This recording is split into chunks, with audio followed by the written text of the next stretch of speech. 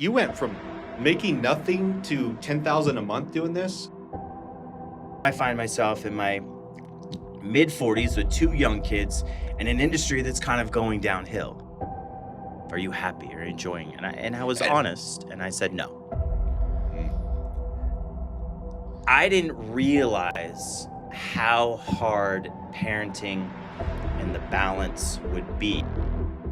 I'm mid-40s with two kids. I felt like I was overqualified and at the same time underqualified. So it was really hard in 2025 not making anything. Like for the longest time, I was able to find a job. And I realized I wasn't getting dressed up. The fashion Instagram didn't make sense. You know, you have a kid, so you're not wearing like stuff because you don't want them to throw up on it or spit on it or wipe anything on it, poop on it. And then I wasn't going into an office because of the pandemic. So I was just wearing a t-shirt and sweats. So the fashion stuff, all of a sudden I hit a wall and I was like, this doesn't really make any sense. I don't have a takeaway for parents, so I struggled on what to post. And then I realized I enjoy comedy. I have a comedy background. I also did stand-up comedy for a couple of years. I remember those days. Why don't I create funny videos around the chaos that is parenting and dad life now that we had two kids? So I turned the chaos into content. But that video took off and that put us to like, we were at 0 at January of 2025. And by the end of the year, we were making over 10K a month.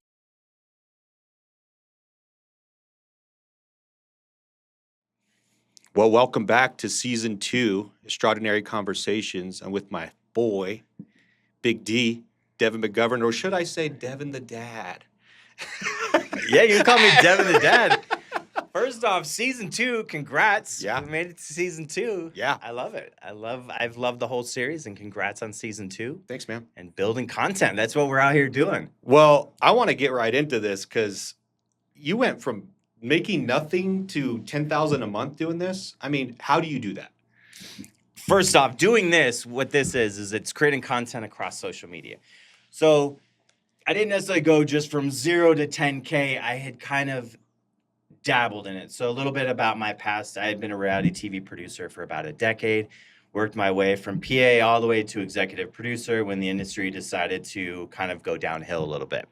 I was in the industry when you could come up with an idea on a napkin and basically pitch it and they'd be like, cool, let's shoot a pilot. You know, everything from the League of Extraordinary Celebrity Impersonators, where we found people that look like celebs and we would go around town like Runyon Canyon coffee shops. And that was kind of the premise. There was more to it than that. But for the most part, you could be like, hey, this is the idea. And they'd say, great, film it, shoot it, go. And I think that kind of, bit them in the foot a little bit because they did too much. Yeah. And then streaming, and then we had the pandemic, and then we had the writer's strike. And now I find myself in my mid-40s with two young kids in an industry that's kind of going downhill. I had actually seen where social was kind of overtaking the ad dollars of reality TV about 7 or 8 years ago. And I was like, hey, maybe I should figure out what this Instagram thing is, because I was just using it as like hipstamatic. I guess that was the original, where you're just like, take a photo and change the filter and post, I don't know, me drinking LaCroix. It's not sponsored by it, but soon, guys, LaCroix or Walla sponsored. And that's kind of how I started. I was just like posting the random as you do. Yeah. And then I saw myself buying clothes from fashion bloggers. I was like, oh, I like this dude's outfit. Because at the time it was like mommy bloggers. That was like someone that was making a business out of it. And then I realized I read an article in the LA Times about a fashion blogger who was making money posting their outfits because people were buying it. And I was like, interesting. I like fashion, kind of till today, I guess. Yeah. And my wife and I decided, hey, let's start an Instagram account. We can post your outfits, maybe get some side hustle money, because I was still working full time as a reality TV producer. And we did. We started an Instagram called Outlined Cloth. And the story behind that is, even though we don't judge a book by its cover, we do all the time. Yep. So the outfit that you put on is kind of like the outline to the story that you're trying to communicate about who you are based on what you wear. And in TV, the first thing you do before you write your story is you create an outline. So it kind of was like my two worlds, fashion and film. TV, and it was called Outline Cloth. We had a few brand deals on the side, like Hamilton watch that I'm wearing right here. We worked with McDonald's. We worked with American Express. And it was just side hustle. It's like, oh, this So is kind of cool. how do you get those accounts? Like those are big time names. Well, So I was at the time when I did it about it was photo only. So it was not what it is today with video. We would post photos, you would tag the brands, and it was just consistent work, and they liked what we did. okay. And brands, marketing agencies, and companies would be like, "Oh, I like this guy's story. He's got good style, and he's married, and they're traveling, and we want to promote our boots, Red Wing, or our watch. Let's reach out to them." Hamilton, I actually reached out to them. And I was like, "Hey, I love Hamilton watch. Would you want to work with me?" And it's a combination of like outreach, cold call, as well as, inbound emails, because they've got brands have somebody on their team scouring through social media. Oh, I like what this guy's story is. Oh, he's in California. Oh, I like his style. Let's see if they want to work together. So it's like basically cold, like super cold outreach. Like how do you get these? How do you get contact information? I mean, is it like just who you know and somebody knows somebody, or is there like information out there where it's like a marketing department that you can just reach out, send an email to, or how do you go about that? The outreach is you could just do direct message Instagram a lot of Oh. times. Just go right to their account. And then a lot of times they've got either somebody checking it all the time, an intern or a full-time hire, or an automated where they say, "Oh, looks like you're interested. Fill out this form." So it used to be like they would call them ambassadors. Now it's more creators. Right. Then LinkedIn is really big. Okay. You can hop LinkedIn? on to LinkedIn. Yeah, LinkedIn. Okay. And find people. Yeah. You go on to the brand's page and you can kind of see who's in that. Now they have a specific role: talent, partnerships, ambassador, creator. And you can find the person that is in charge of creator, ambassador, partnerships and reach right out to them. So LinkedIn is pretty up to date then. LinkedIn is getting better, and Okay. LinkedIn is very creator friendly. More now than when I started, like doing the fashion stuff. Now you can really find, before it was 8 or 9 years ago when I did it, it was like marketing. Right. So like you would find the marketing person and that would maybe kind of fall in line. Now they have like dedicated social media partnership individuals. LinkedIn. So it's like if I wanted to get a job, I'd go to LinkedIn. Right. So that's changed.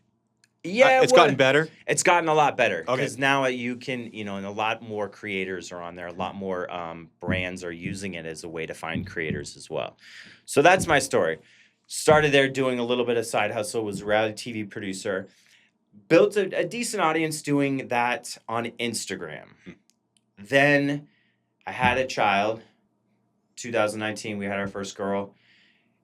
Then the pandemic hit, and I realized I wasn't getting dressed up. The fashion Instagram didn't make sense. You have a kid, so you're not wearing like stuff because you don't want them to throw up on it or spit on it or wipe anything on it, poop on it. And then I wasn't going into an office because the pandemic. So I was just wearing a t-shirt and sweats. So the fashion stuff, all of a sudden I hit a wall and I was like, this doesn't really make any sense. How do I evolve in a small audience I've already built? And again, TV productions completely shut down. I didn't have a job. We were all just hanging out at home, taking walks with the kid. How do I evolve this? So I was like, oh, maybe some dad stuff. I didn't really know what that meant. I had seen like people unwrapping gifts. There was a guy, Ryan's Toys, where he's unwrapping stuff on YouTube, and he's a huge account. Yep. So it started with stuff where like my daughter and I would sit and chit chat in the morning while she ate breakfast. Didn't really take off, didn't really make sense. And it wasn't until we had our second kid, and then I was working from home, reality TV, came back a little bit, that it was like, oh my gosh, this is really tough. And I had always had a tough time with creating parenting content on Instagram because I wanted a takeaway. What's the takeaway? I want to know, how could I help dads? And I realized I didn't know what I was doing. Can you curse? No, I just said that. It's fine. You can bleep it out. And I found like parenting was harder than I imagined.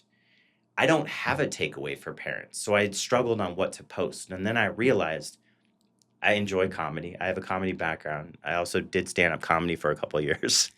I remember those days. why don't I create funny videos around the chaos that is parenting and dad life? Now that we had 2 kids, so I turned the chaos into content. And once I made that shift, and that was about a year and a half ago, it took off. And as it took off, I then couldn't find a job in reality TV. And the industry kind of continued to go downhill. I was also having a difficult time. I was out of a job, so I was like, I need a job. My skills as a TV producer weren't translating into other industries. I'm mid-40s with 2 kids. I felt like I was overqualified and at the same time underqualified. So I was like, the content creation is working. I should put my head down and go. But we weren't making anything. When I was doing the side hustle, it was a little bit, but now that I transitioned into dad content, we were basically starting over. Even though we had followers, I had to start over. So we had no brand deals. And it was like, okay, let's just keep creating fun videos. And it was the humorous parts of parenting. It was, our first video that took off, was inspired by the fact of taking your kids out to dinner and like, what was that? And you need to touch some grass, touch some nature, because that was insane. And anyone that's a parent with young kids knows taking your kids out to dinner is a full contact sport. That you either get looks from people, you get kicked out, you kick yourselves out, because it is, and we do a no screen at dinner. So like if you decide not to give your kids a screen at dinner, it's like WWE, whatever happens. And that video got over 1 million views, I think 8 million views. That was our first, like, boom, that took off. And it was like, so how many were you getting before that? Like, what was your average video or content getting as far as likes? I mean, how do you even measure it? Is it likes? Is it shares? Is it what do you look at? What's the metric that you use that it's successful? The metric is views, the eyeballs. Okay. And again, I went from excuse me, I'll burp and then we'll get out. You can cut around that. We got a great editor back there. Yeah. I went from when I first started, the metric was in photo only. Instagram was photo only. Transition, and now it's video heavy.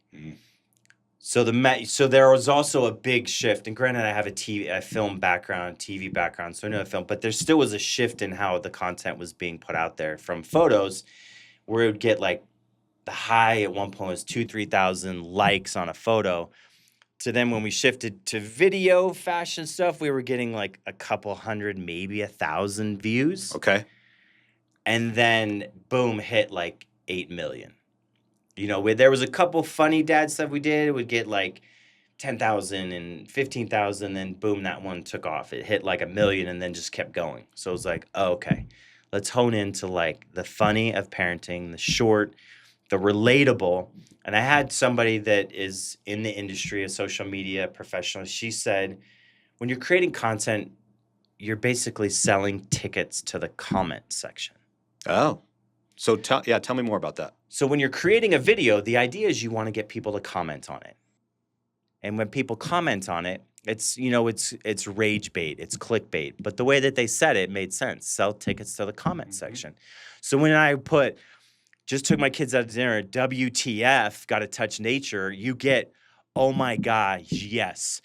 Or what is wrong with your children? Or maybe you should learn how to parent. Or I just did, so you get both sides. Right. And with that, you get a lot of views. You get a lot of comments because people can relate on both sides. So how do you deal with the negative comments? Like the parenting, like that's an attack on, don't you feel like that's an attack on you?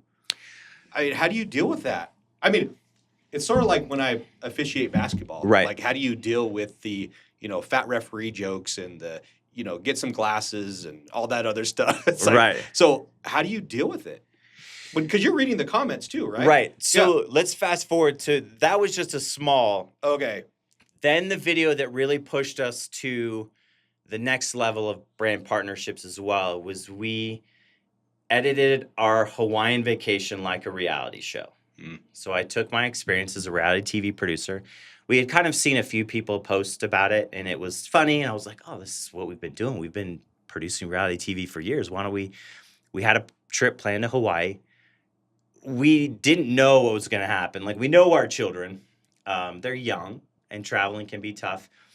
And it took off. I love my children. They were a nightmare on that vacation. Age appropriate to a certain degree as well. You know, you're on a long flight, you're up early, you're eating candy, you're watching a TV, you know, an iPad the entire time. So there is meltdowns that are going to happen. Right. And we basically just truncated that in like a little minute video. It took off. Now that was one of our highest videos, almost over 10.1 million views. Wow. People.com did an article about us. Today.com, Al Roker on the Today Show mentioned us. We were up on there on their morning show, and he was like, I relate to this, Dad. That one had a lot of negative. Oh. Because there was the actual visual of our kids being disruptive, being, you know, crying, having tantrums. The other videos that I had done, I alluded to it because it was just me in it. So how do I handle that? It's tough, but listen, we're not trying to exploit the kids like some people think. The amount of comments that we got of thank you for like showing what a real vacation looks like. Thank you for being real. Those truncate the negative. But I get it. I wish that they didn't have tantrums as well. Every day I'm working on being a better parent. I'm not like, hey, let them have a tantrum and let them disrupt people. I'm doing my very best to help train them in a world that is also a different world that's tough, that is not always child-friendly. And the adults that are having tantrums about our children are no better than our children having a tantrum. And they're full-fledged adults. Right. So I'm helping them, but also seeing we're living in a world where everyone's having a tantrum. So like my kid whose brain is still developing is age appropriate, but your 20, 30-year-old self that's complaining about my child, you have a fully developed brain. So I look at it like, I don't take it personal, but I do look at it like, hey, there's work to be done because I want them to be a part of society where we can all coexist. And I just don't feel like we're always in that way with some of the older generation, even parents with kids who are like, I never had a child like that. Good for them, but all kids are different. It is hard, sure, but I don't take it personal because I know my kids and I know the work that I'm trying to do to help them. But that video took off, and that put us to like, we were at 0 at January of 2025, and by the end of the year, we were making over 10K a month because we were like, look, this is a dad who is serious about creating real content, and it's funny. And I think people are at a place where they want funny content. So then we had brand deals where they're like, we want your voice, Devin the Dad. Be funny, be you, go. And it went from posting a few videos on my account because they liked it to posting for brands where then they just use it, which is called UGC or user-generated content.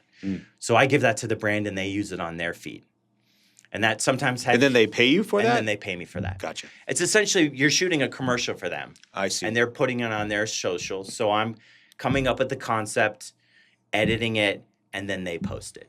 Wow. So in the past year, the two ways I've generated income was posting on my feed for a brand or UGC for a brand. And by the end of the year, we were at over 10K a month in revenue.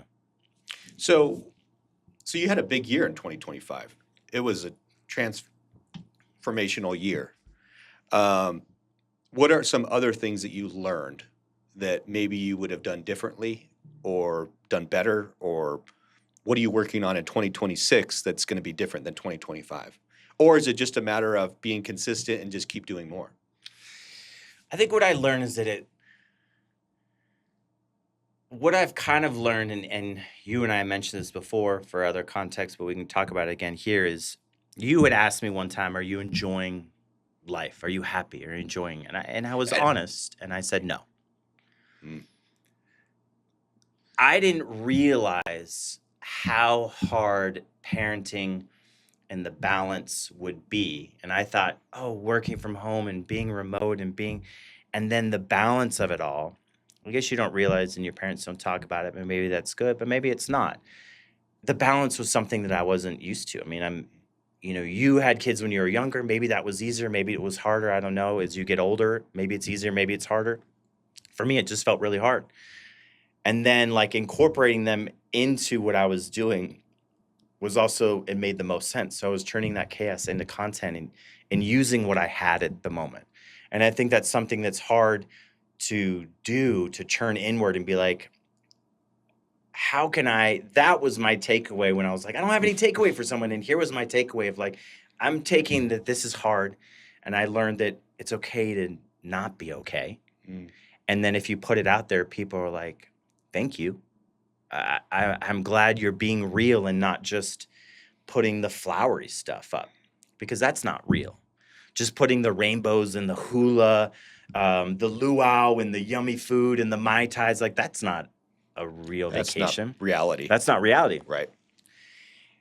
So it was really hard in 2025 not making anything. Like for the longest time, I was able to find a job in reality TV and not being able to find one balanced with, do I go all in with content? Do I continue to find a job?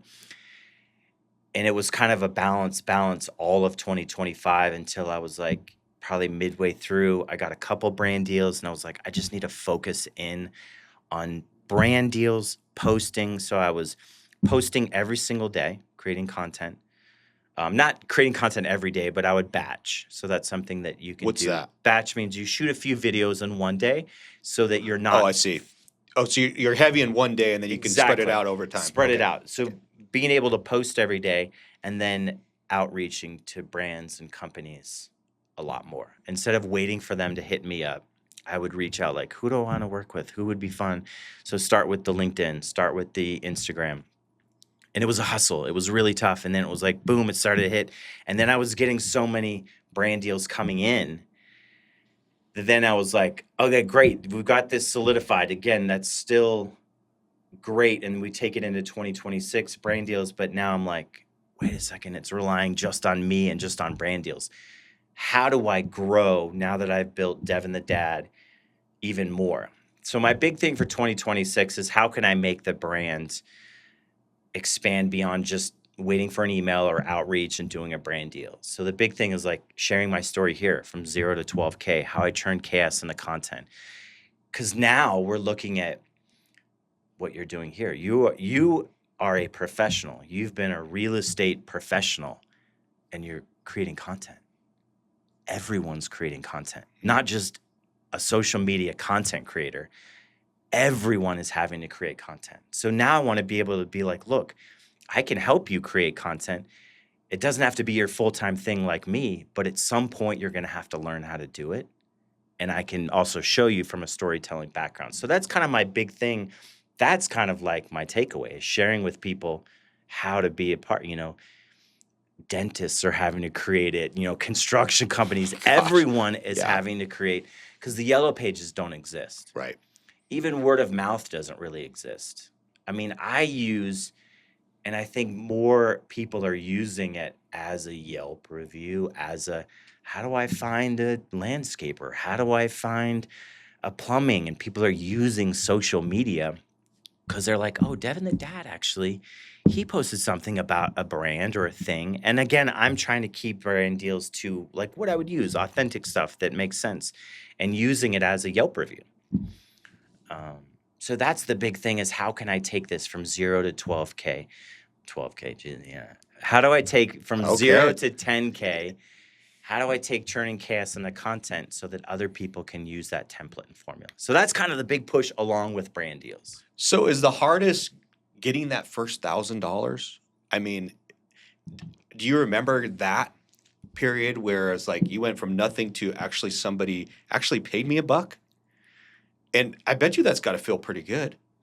Yeah, the hardest is, especially in the content world, it's we'll give you free stuff. We'll give you free stuff. Hey, we'll give you free stuff and give you an affiliate code. So if somebody buys it, that's not going to pay my utility bill, exactly, though, right? So you can get a couple bucks. Yeah.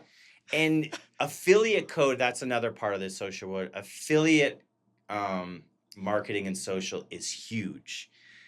For me, it hasn't necessarily been great because my audience is mostly men, and men typically, this research is they need 7 touch points before they make a purchase. Mm. So they need to see it 7 times. You know, if I'm the 7th time they've seen it, then they might buy it, hopefully. But like for women, sometimes it's a lower price point, like makeup, beauty stuff, and they'll buy Like it my right wife, away. it's one time. Right. Yeah. And they'll buy it right away. Yeah. Those affiliates, people really do well. For me, as a dad, as a male, it's not as well. So like that's kind of how it starts. Affiliate. Then it becomes in the emails. Do you have a budget beyond product trade? So some of the words I use, if anyone that's listening wants to get into content creation, you're getting emails and you've got a small audience. And also, let me preface, in the social media world, audience doesn't matter as much. It's So when you mean audience, it's like meaning like followers? Followers. So like I okay. have 38,000 followers on Instagram. By no means massive. I mean, I don't have millions, but they're paying me because I have an engaged 38,000. Even people with 5,000. If you have engaged people commenting on your followers, somebody will pay you. A brand will pay you because 5,000 is still a lot of eyeballs. Sure. If you think about it. Sure. And you start with the reply emails if you want to start making money. Oh, that sounds great. Do you have a budget in addition to product trade? And what are they really asking? What are they asking you there? No, that's me asking. You're asking them. I'm asking them gotcha. for money. Okay. Oh, got it. Everyone wants to do it for free, right? Gotcha. They have a budget. They have a marketing department, and they want to say, Devin, the dad, we love your work. We want to send you some great stuff. You post it on your feed. Yeah. It's free marketing, but it makes sense. Right. And then you say, great, love to work together. Do you have a budget in addition to product trade? Then they'll come back with, actually, we have $200 we can give you for a video. So it starts at like $100, $200. And it's a hustle. You're doing 4 or 5 to get to 1,000. And then you prove your worth. You prove that you can create good content, deliver it on time. And then you're like, hey, great. Then it goes to $400. Then it goes to $500 a video. And then it can go all the way up to, people are commanding $25, $50, $100,000 for one video. Again, that would be the goal. That's where I'm headed. Right. But that's the kind of, opportunities when there's I worked in reality TV for a long time, and I worked up from production assistant to executive producer, showrunner, and boom, there was the ceiling of income. That was it. This is the budget that the network has, and you're like, can't go higher. Right. Whereas social media, the creator economy is what it's being called, continues to grow, and their ceiling is continuing to grow as well. It's unlimited, really. It is unlimited, sure, depending on the brand. So, if you're like, I can start at $200 a video and make it all the way to 25, 50, 100,000 a video, then there's a lot of room for growth in there. That's a full-time job in one video. I mean, that's a year's salary in one video.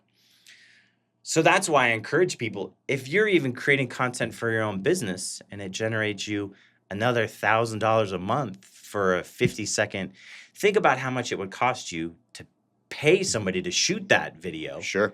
But you're creating it yourself because you've learned how to do it. You're keeping that money in your pocket, and then you're getting new business. So the creator economy is not just me being a social media content creator. It's anyone that's selling a service of any kind. Yeah. I think that struggle is you're in that space where you've got bills to pay, and you're like, dang, I still got to have income coming in. Right. And I've got to do content creation on this side. It's like, how do you have enough time to do both and still, either have a lifestyle or keep the same lifestyle you're in, or make the sacrifice like, I'm just going to go all in on this, and then this is probably going to suffer a little bit. So, I mean, you dealt probably with some of that. And, I mean, what was it where you're like, I'm just going to double down on making content? Like, what was that decision-making process look like? Like, you're talking to your wife, you're like, you're coming together, or is this something that you're like, I have to do this for me? What were you thinking? It was a necessity. I wasn't getting work as a reality TV producer. So you were still trying to get I was still trying to find a job. It wasn't happening. It wasn't happening. Like, wow. So it was like I could go work at Target, I could DoorDash, I could Uber, but like a job with my skill set, I wasn't able to get. I mean, I was doing the LinkedIn resume services. I was paying for resume services to punch my resume up to find jobs similar to the TV world because the TV world had slowed down a lot. and I couldn't find a job. I could not get a job a year and a half. And I was looking for jobs while I was still working on reality TV because I knew an end date on my show. So I was like, I got to start looking because I knew I was on a show for about 9 months, and then there was nothing lined up after that. So I was looking, and I couldn't find a job.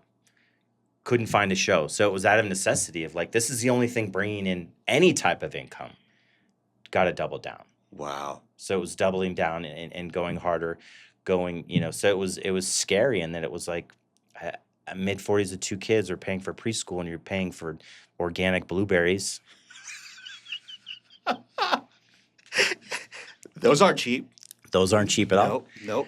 And, one of my videos that I want to do coming up that feels very relevant to this day is, my dad was in his mid-40s, which is what I am now. It was like the midlife crisis time, right? And I think he bought a Porsche. Did he buy one? Yeah. Wow. But you guys were young. We were young. I was still okay. like 10. Okay. 10-ish. So yeah, not quite in high school. He bought a Porsche. That's what I was like, do. I never rode in that thing. We didn't have it that long. And my midlife crisis is like going to Air One or Whole Foods and buying organic berries by the dozen. Not a convertible. Not a convertible. So it's also just, kind of the world that we live in now. So it was kind of like, this is what is working, double down on social. So what's the future look like for you? I mean, you got 2026 this coming up, or we're in it, right? What are you doing now? And then what is the future of Devin the Dad? Is there a spinoff? Are you just going to ride this out as your kids get older and older and older? Because there's a time limit there, right? Right. So, and what's the future of just social media in general? What are you learning as you're going through this process of creating content? You're becoming like this, you're getting a master's in creation. Right. Right. So what does that look like? I guess spinoff Kevin the Dad. I don't know. Do you get called Kevin? Yeah. I get called Kevin a lot. The idea is creating a whole media enterprise out of Devin the Dad because there's so much to the world of parenting. Would love to write a children's book. I already have the concept, the idea. We created a video around it with a real takeaway, So if anyone's listening, Steph Curry, doing a children's book about kid drop-off. We made a video about it, and my daughter had a really difficult time being dropped off at school. Didn't want to go to school. You can link the video and stuff too with it, but really tough. She didn't want to go to school, and I had no tools. Counselor was like, read these books. Do this, and nothing. So what was she doing? So you'd pull up to school, or even at the house, she would just start throwing a tantrum? Big meltdowns before. Took a while. Then you get in a car, and then massive meltdown all the way at school. We were fine in the car. Massive meltdown. Would not let go of my neck. I had to hold her. Would not go into the school. Would not, like, even the counselor, her teacher that she loved, her classmates, come. You can probably cut her name out. You can find it. But anyway. Would not go in the classroom. Counselor would come out and be like, can I help? And I'm like, I'm trying to get her in. She won't let go of me. Really hard as a parent to watch that. Because you also empathize of like, being at home would be Were you fun. like that?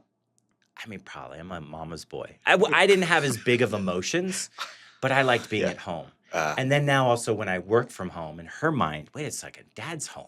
She even asked me one day, not too long ago, why don't you go to work? And I said, because I work from home. Well, why can't I go to school from home? So like her brain's already thinking there. Sure. And then nothing was working being able to drop her off. Huge basketball fan, as you know. We love ball. Yep. I watch these handshakes that all these guys are doing. Steph Curry, LeBron, they're doing these with their teammates, and it creates this camaraderie. And then I was seeing Steph do it with his daughters and his family, and I was like, we've never done anything like that where it's just very unique to us. Mm-hmm. Took her to school, and I said, honey, I know this is hard. And did all the talking. I know this is hard. This is, tough. It's okay to feel this way. You're safe. Dad will come get you. Let's do a handshake that only you and I have. A special little unique handshake. We created a little handshake that morning, and she walked right into class. What were you like? You're like, I was Wow. like, Did you start give crying? me the gold Did you start medal. Where's crying? the Olympic ceremony? Where's, Right. and I was like, oh my God. And then from that day, it's now been a year and a half. She's walked in we do it every single morning. She's even asked Mom, don't forget the handshake if my wife drops her off. And she walks right into class. Wow. We've added, this year we added a couple things to it. And then I just saw somebody say that they add one every year. And I was like, wow, amazing. So is there children's a book. movement behind that? Have you gotten like A lot other of people parents are coming like, in? Yeah. like on the video that we created, parents, oh my gosh, I got to try that. I did that. That worked for me. So children's book based on that concept would be great. Creating digital guides to help people go from 0 to 10K. Speaking engagements. I mean, kind of what we're doing here, sharing my story. Because I know there's a lot of people, especially in this economy, that have lost their job. And I know it's really hard to pivot. And you're like, it's really tough to either do something new or even just that losing a job of how to overcome that. So I did a talk at a local theater at the Rivian Theater for a group of people, creatives. It's called Creative Mornings OC, about 20, 30 people. So I want to be able to speak more and kind of share my story, inspire people that, listen, you don't have to, you can pivot, even if it's like into content or if it's something else that you don't feel like you can learn the skills and get there.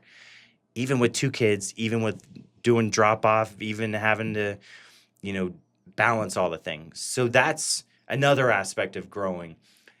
We've got some merchandise of, I'm an over 40 dad. There's a lot of, Elastic waist and all that kind of stuff. Right. I know it totally should be. Maybe that's is creating some sort of, products and stuff around like being an over 40 dad, because you're an over 40 dad, but like at a different level. Yeah. There's a lot of over 40 dads that are in elementary school with young kids, which we didn't really have growing up. Our parents were, a little bit younger. And now I'm seeing like a lot of parents are like trying to keep up with elementary school kids in their mid 40s. And there's some humor to it. Again, back to the humor.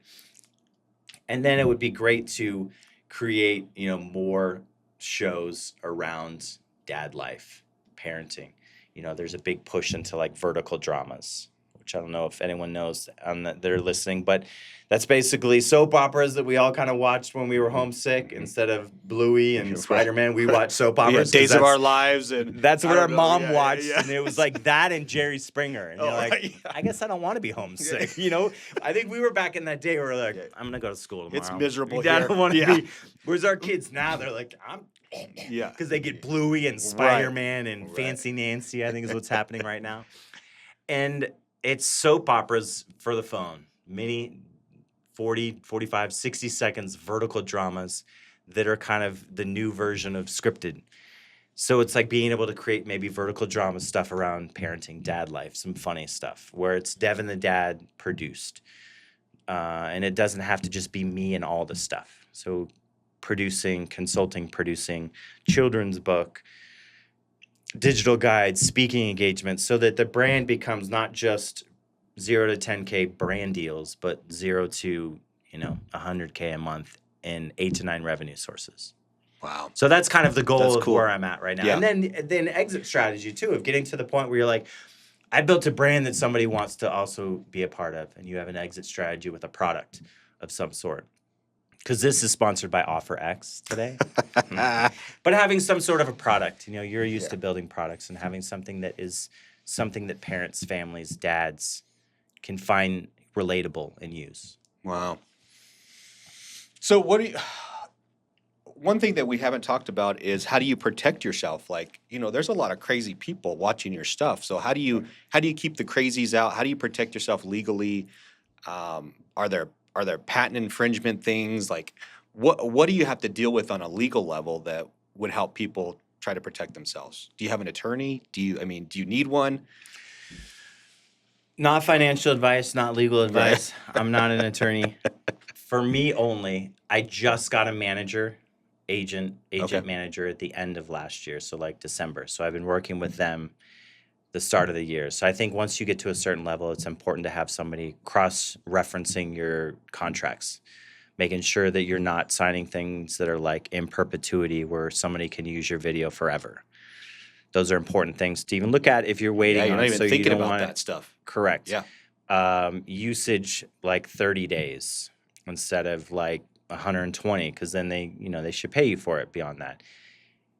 I don't have an attorney yet. That's obviously a next point. But then also, finding ways where you have either an S corp, C corp, LLC protection, and then when you're posting stuff on social, you're also kind of at the mercy of their algorithm and their contract and what you post. And so for me, at least as this airs right now, TikTok has kind of changed their user agreements that have made it not as creator friendly in that way that they're stating that they can use your content. So it's becoming a little like, and then with AI, it's like, well, wait a second, they can kind of use your image and likeness. So I've had to say no. Like I've been approached by AI companies wanting to use my footage, but then with that, it's like, well, then are they using me to become me, an AI agent? So there is a lot of stuff with that that's a bit up in the air, and they're all kind of in bed together, So when you post on social, you're kind of at the mercy of what they do. So another big thing that I didn't actually mention for 2026 is owning my audience. Oh, Meaning that right possible? now, Instagram, Meta, they own my audience in that they've got 38,000 on Instagram, so they own that, right? So if they decide to change their algorithm or there's a blackout or they decide maybe videos aren't cool or they don't want to do videos, then my audience goes away. So trying to get emails of my audience so that I can have them no matter what I create down the line. So I'm working on a newsletter, turning chaos into content, sharing some of my journey and my stories so you guys can subscribe to that. And then getting your email list so that you have it. So whenever I do something, it's like, hey, I've got a new product that I've announced or I'm doing this. I own the audience with my email list, not Instagram, Facebook, TikTok. Okay. So that's a big thing, like moving forward, is making sure that like if you're going to be creating content, you're going to have a brand and an IP, a business is going to want to know if somebody wants to come in and invest in you, they're like, great, you've got 38,000 on Instagram, great, but do you own that? How much do you own? And if you're like, oh, I've got 5,000, 10,000 emails, then they're like, that's your real audience that you own. Wow. So that's a big thing that I'm working on this year. Wow, that's pretty cool. Never thought emails would be that valuable. And newsletters are a really big thing this year because So that's kind of made a comeback. That's kind of made a comeback, yeah. Definitely. So that's my newsletter, Turning Chaos into Content. Okay. Keeping with the theme. So should you pay much attention to like who your audience is, or do you just kind of let that evolve over time based on what your content produces, and not be so concerned? Because you said most of your audience is men, right? Over 40 men that are parents, right? Should you be so concerned about targeting a specific audience, or just letting it come to you? Yes, and that if you want to get more brand deals, brands still look at females because they're the buying power. So they still want to know, like, is your female audience growing? Are you also connecting with wives, moms, because they're still the buyers? And then how do you do that then? So if creating cross-relatable parenting, not just dad specific. So even if it's altering the way you phrase something, that it's parenting and not dad specific. So that then a wife will send it to her husband. Oh my God, that just happened to us. And then vice versa, the husband or the dad will send it to their wife. Oh my God, this is so funny. And then she'll go, oh, this is funny. What else is Devin the dad doing? Oh, we should get these. These are cool. There you go. So you're getting the buying power. And then also Facebook is still very much boomers because they own a lot. They still spend a lot of money. So still making sure you're creating content that's relatable with them as well, which parenting, even though they're older, they still remember and they laugh and making it relatable. So creating content that obviously is organic to me, but it's relatable to buying individuals for those brand deals. Yeah. So it does make sense to always kind of think about, do I just need to tweak my caption or how I phrase something so that you're getting the audience that is the spenders? Gotcha. Okay. So what's the advice that you give somebody it's in that zero, Right. wants to get to maybe 10K a month? Like what's the one thing that they can do to just get them started? Don't worry about being perfect and just post. Just do it. Just pull your phone out. If you want to be on camera and you want to do that and you're okay with that, just film it and post it. What is it you're trying? What's your niche? I always tell people when you're kind of starting that it does help to kind of pick a lane, because Instagram and the social apps, they want to know what lane to put you in. That's how the algo works. But it also is, that's what we're used to with traditional media. If I turn on ESPN, I'm not going to get cooking. Right. I'm going to get sports. Right. So the only way for an algorithm and these AI agents to work is to know what lane to put you in to share with moms and dads. So initially figure out kind of what it is. You can kind of, as you grow, expand. I've been able to do, marriage and, sports and basketball sprinkled in, but it started with parenting and dad. So figure out what that is, start there, and then just post. Because remember, ESPN is not cooking. They got to figure out where to put you right away if you're going to start out right out of the gate.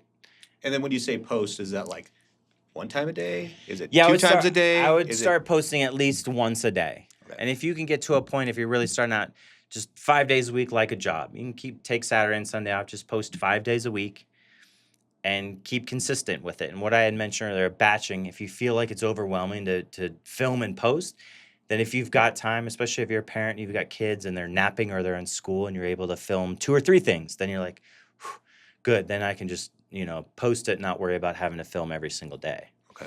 And yeah, just do it. Like Gary Vee says, you got to just post it, just do it. He was saying, I think initially it feels overwhelming. He's like, you got to post 100 to 500 times a week, which feels excessive and overwhelming, but he's not wrong. If you start once, I think that's the baby step. Yeah. Yeah, that's tough. That's tough for a lot of people. It's tough for me. Posting once a day just to remember, because you just got busy doing stuff. Right. So, and then plus I don't like being on camera. Right. Even though I'm right here, guys. Yeah. This is a struggle for me. Right. So, and I don't like to be the person. I like to have the other person, the guest. This is their show, right? I'm just having a platform for them to share their story. Right. But yeah, this has been good. I've loved seeing your success and your journey, and I kind of see the behind the scenes, the struggles and the challenges too. So when stuff starts to work, it's like you have a cheerleading section too. And we want to see everybody be successful. Right. Because we know it's hard. Right. It's freaking hard. It is hard. But what I would say to you is I would reframe that, because I know you're saying you don't necessarily like it, but people are going to tune in. Some of my audience is going to tune in for this. Yep. But your audience is going to tune in for all of them. So you are, even if you don't like to be on it, you are on it. This is your podcast. This is you. And you're doing the legwork of doing this and getting your guests. You could take, obviously, this and create 10 clips out of it to post. What I also think you could do is you could share a teeny bit of your story with your team that's similar to mine and just use those clips. Mm-hmm. I've got a great, even now you could just say, I've got a great guest today. I remember my struggle when I was starting my real estate. You could build 4 clips out of that's for your audience. And then you're also sharing a little bit about you, which people want to know too, that relates to your guest. And you have 4 pieces of content out of it. Yeah. In addition to the 5 or 6 pieces of content that we'll get. So leverage it more. Sure. Leverage my story with your personal story, and you can create a few pieces of content. Gotcha. Because your starting out was, I'm sure, as difficult as mine, and you were doing it 19, 20, 21. Oh, you mean selling real estate? Oh, yeah. Yeah, when you first started out. Yeah. I mean, I couldn't even go have drinks with my clients because I wasn't old enough. So that's all mini clips to tee up this one. Yeah. Which would be great. And that's your audience you've already built with also like, I guess I didn't know that about Ruben. That's cool. That's genius. What are some of the other genius things where you're like, whoa, that was freaking mind-blowing that you've learned through this process and just kind of maybe even studying other content creators And what's kind of the trend right now? What do you see out there? Well, our Vacation Like a Reality Show has become trending.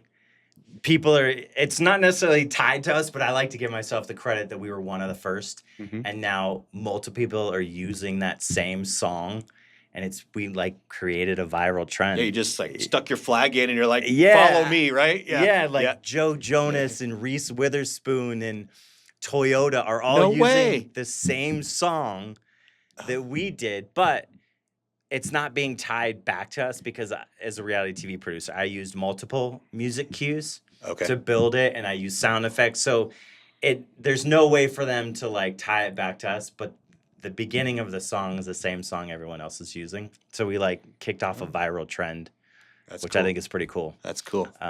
That's cool. But yeah, I mean, obviously other people were doing Edit Like a Reality Show before us. We kind of got the idea, but the actual music cue that we used is what is taken off as the trend.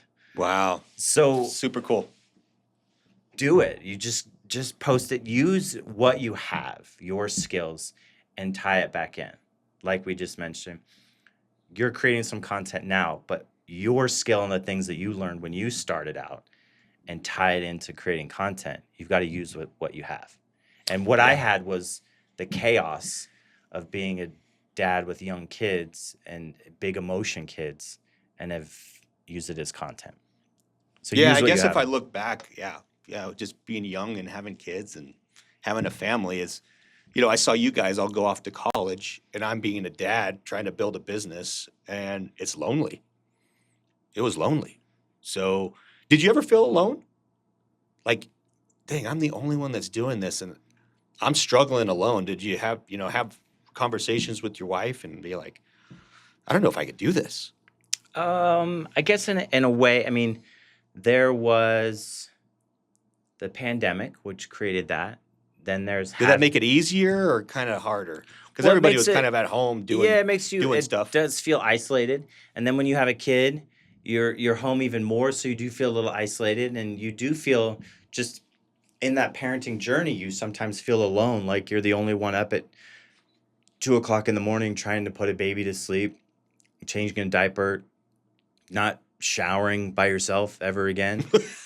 So you feel really alone in those moments. And then you add some of those elements that we had with the pandemic, and can't just like go to a coffee shop and a grocery store at the beginning. And then you work from home, and then we moved to a new city. So then you're like making new friends, and then your kid starts to school and you're trying to awkwardly meet other parents. So you do kind of feel like a sense of like a fish out of water. And then you're like building this thing that's very public, but also like, I don't want parents to know. And then you like get recognized. You're like, oh my gosh, I saw your video, so funny. And then you feel an element of like, do I want them to know that we're doing this? Or so there is a sense of like, I'm alone, but not alone. And then you kind of feel like everyone, when you put yourself on social, sometimes people feel like they're good and got friends or got whatever, but you're building it and you're doing it alone. So yeah, in some way, you're building something in public, which you weren't necessarily doing back then.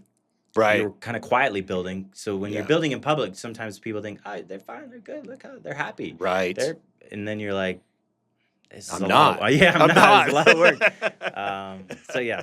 No, that's cool. That's cool. Well, what's the end game for you? I mean, we talked about exit strategies and things like that. Is that something you want to discuss, or is that like so far out you're like, I don't know? Yeah, I think exit strategy, sure, it feels far out. I just don't know what that would look like. We're still in the very beginning stages of building this brand and the IP. So exit strategy, don't have it yet. If there's somebody out there that wants to build with me to get to that point, sure. Yeah.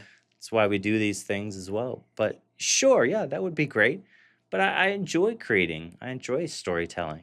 Yeah. So maybe it's just in a different form where it's not just me. It's helping others create stories as well. Yeah. Okay. So yeah. Well, cool, man. Well, is there anything else you want to leave our audience with? Make sure you follow this podcast. Follow everything that Ruben's doing. And then you can also follow me at Devin McGovern, Instagram. I'm sure you'll link everything. Follow what I'm doing. Follow what he's doing. I think this storytelling like this, we've been friends since, I don't know, we've been telling each other stories for decades. Grade. Yeah. And wait, what I do want to leave this with is there's a trend that it's like, do you know ball? and people think like, oh, you don't really know how to create videos. We have been creating TikTok, Instagram videos before any of this. Right. We were creating this on a camera that my dad had where we would pop in the The little big old mini big-ass TV. yeah, camera. And we were creating Spanish videos. We have been doing these videos before there was a social media. Yeah. So we do know ball. Yeah. That's good. That's what I want to end with. That's good. And maybe we could find a clip of one of those and we'll put it in Oh there. God, I'm not throwing that up there. Uh, You in that Lakers jersey? Just not gonna happen. Yeah. So. But I appreciate it. Thank you for having me on. Thanks for coming on, man. Yeah.